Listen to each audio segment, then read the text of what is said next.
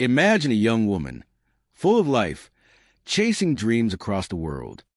Victoria Cafasso was just 20, a tourist with the whole globe at her feet. But on a quiet Tasmanian beach in 1995, she was strangled to death, her body left like discarded trash. And here's the part that chills you. Despite a massive hunt, no one has ever been charged. Someone got away with murder. How? Why? And who among us could live with that guilt? Victoria Cafasso wasn't just another statistic. She was a bright spark from New Jersey, USA, a college student with a thirst for adventure. Born in 1975, she grew up in a tight-knit family, dreaming of seeing the world beyond her suburban life. Her parents, hard-working Italians, raised her with love, but Vicky, as they called her, craved more. She studied at a local college, majored in something practical like business, but her heart was in travel. Friends remember her as the one who'd planned spontaneous road trips, the girl who'd laugh at horror movies but secretly loved mysteries. At 20, she packed her bags and flew to Australia, the land down under where the sun shines brighter and the mysteries run deeper.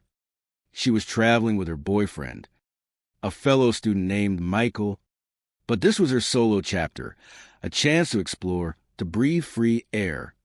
Why Australia? It was the ultimate escape. She'd saved for years, working odd jobs, dreaming of kangaroos and outback sunsets. Tasmania? It wasn't her first stop. She started in Sydney, then Melbourne, soaking up the big city vibes. But Tasmania drew her in, whispers of untouched wilderness, stories from other backpackers. She arrived in late 1994, part of a backpacking trip across Oz. Why Tasmania? It was off the beaten path, a hidden gem for adventurers like her. She wrote home about the crisp air, the friendly locals, the way the island felt like stepping into a postcard. She was unique, not your typical tourist. Smart, outgoing, with a laugh that could light up a room. Friends back home called her Vicky, a girl who loved life, who wrote postcards about the wonders she'd seen. But Tasmania wasn't just a stopover. It was where her story turned dark. Tasmania. Picture it. An island state off Australia's southern coast, a paradise of wild forests, rugged mountains, and endless beaches. Hobart, the capital, feels like a sleepy town, quaint pubs, friendly locals, and that crisp ocean breeze. Tourists flock here for scenery, the hiking, the escape from the chaos of big cities. It's peaceful, too peaceful, the kind of place where you let your guard down, where the isolation whispers promises of safety. But for Victoria, that illusion shattered. The island's history is laced with darkness, convict past, shipwrecks, unsolved disappearances. In the 1990s, it was booming with tourism, but crime lurked. Remote areas, few people, perfect for predators. She fit right in, young, carefree, trusting. You think of her now, wandering those golden sands, the waves lapping at her feet. She was so alive, so trusting. Little did she know, evil lurked. Tasmania's beauty hides secrets, remote coves where screams echo unheard. That's the setting for Victoria's nightmare, a place of stunning vistas, but one that swallowed her whole. Her family back in New Jersey, they got postcards. Having the time of my life, she wrote, Tasmania is magical. Magical until it wasn't. We judge the place now, don't we? How could such beauty harbor such horror? But that's the cruel irony. Paradise turned prison. The day of the murder, January 18th, 1995. The day Victoria Cafasso vanished from the world. She was staying at a youth hostel in Hobart, mingling with other travelers, young, carefree souls like her. That morning, she headed out alone, perhaps for a walk along the coast, or to meet friends. Witnesses saw her at a local pub the night before, laughing, dancing.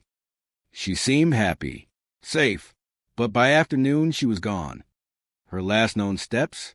She was spotted near the Salamanca Place waterfront, that picturesque area with its historic warehouses and bustling markets. Maybe she was exploring, snapping photos of the harbor, Or perhaps she met someone. Hours later, a jogger stumbled upon her body on a secluded beach near Hobart. Sandy Bay, they call it. Strangled, naked, signs of a struggle. Her clothes scattered nearby, like the killer didn't care. Didn't even bother to hide her. She thought she was safe in this tourist haven, but she wasn't. The beach, usually a spot for picnics and sunsets, became a crime scene. Let's break it down like a courtroom cross-examination. Time of death, between noon and 2 p.m. She was last seen alive around 11 a.m., chatting with hostile mates. Then, poof, gone. The jogger, a local runner, described the scene in chilling detail. Body partially covered in sand, bruises on her neck, evidence of a fight. She clawed at her attacker, nails broken, skin under them. She fought, hard, but the killer overpowered her. Why naked? Humiliation? Or something worse? Police theorized she was dragged from a nearby path, assaulted, then strangled. The beach was isolated, but not far from the city. How did no one hear? Tasmania's winds howl, drowning out cries. Her boyfriend, Michael, was questioned first. He was her travel companion, after all. But he had an alibi. Solid. He was hiking with friends miles away. He wasn't a monster. No, this was someone else.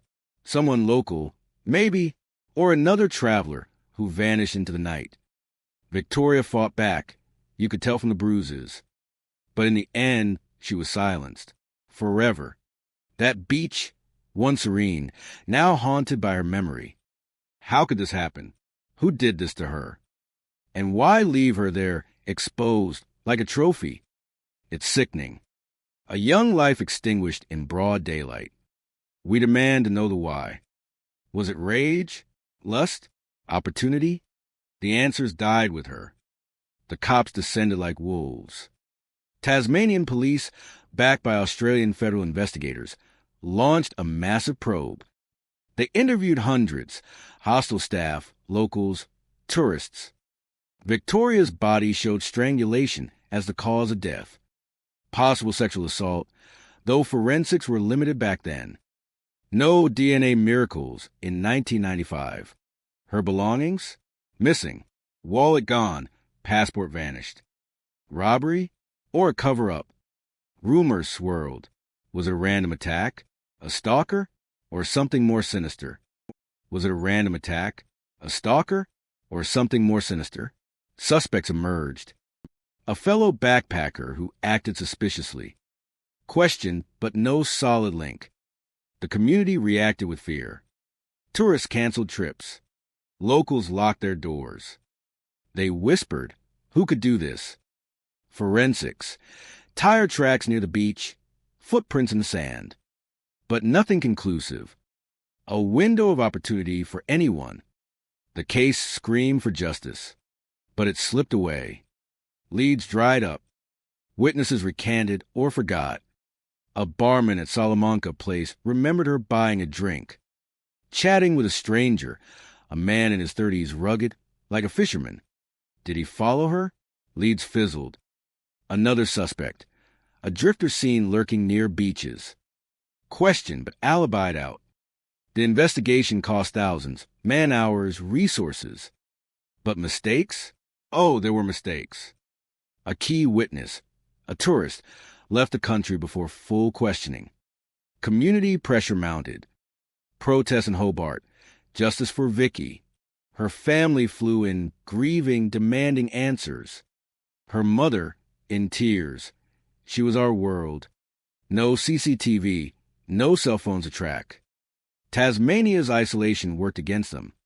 You sit in judgment now, don't you? Like a jury in court. How did they let this happen? Police worked tirelessly. Sure, they did. But mistakes? Maybe. Overlooked clues? Absolutely. The beach was public, yet isolated. No CCTV in those days. Tasmania's remoteness played a role. Fewer eyes, easier to vanish. Victoria's family pleaded for answers. Find who did this, they begged. But the killer? Still out there.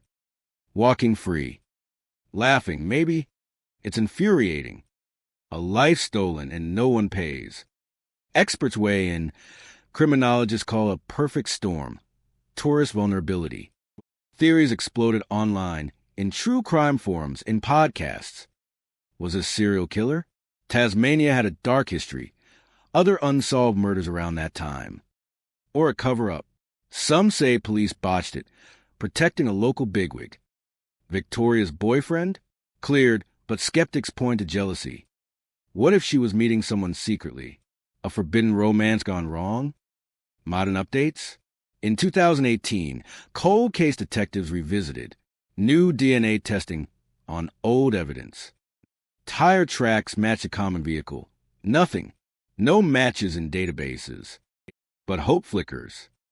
A tip in 2020. A man confessing on his deathbed. Investigated, but false. Another theory. A drifter, a transient who preyed on tourists. Or was it random violence fueled by drugs or rage? The internet sleuths dig deep. Victoria's case on Reddit, YouTube, everywhere. Her family still pushes for justice, funding private investigators. Expand the theories. Serial killer angle. Tasmania's Isle of the Dead, nicknamed from convict days. In the 90s, similar cases. Women found strangled, bodies dumped. Was Vicky victim one of many? Police deny links, but theorists connect dots. Cover-up? Rumors of police corruption. A high-profile local involved. Unproven, but it fuels rage. Boyfriend jealousy? Michael was questioned intensely. Did he know something? No evidence, but doubt lingers. Secret meeting? Vicky's diary hinted at a fling. A local guide? Or a hostile creep? Modern tech revives hope. DNA swabs from 1995 retested. Nothing. But genetic genealogy? Not yet applied. Tips pour in. A woman claims her ex confessed. Investigated. Dead end. Another. Surveillance from a nearby shop, unearthed in 2022, shows a van near the beach. Leads? Slim. Community impact endures. Hobart's beaches feel cursed. Tourists whisper about Vicky's ghost. Her family? Broken, but fighting. Sister, we won't stop until we know. Experts. Cold cases like this highlight systemic failures. But we judge the system. Why no arrests? Lack of evidence? Or incompetence? It's a stain on justice. Theories multiply. Ritual killing? Satanic cult in Tasmania? Absurd but discussed. Or simple opportunism. A predator spotting a lone girl. Whatever it was, it's monstrous. Victoria's story haunts. No closure. No peace. Victoria Cafasso never made it home.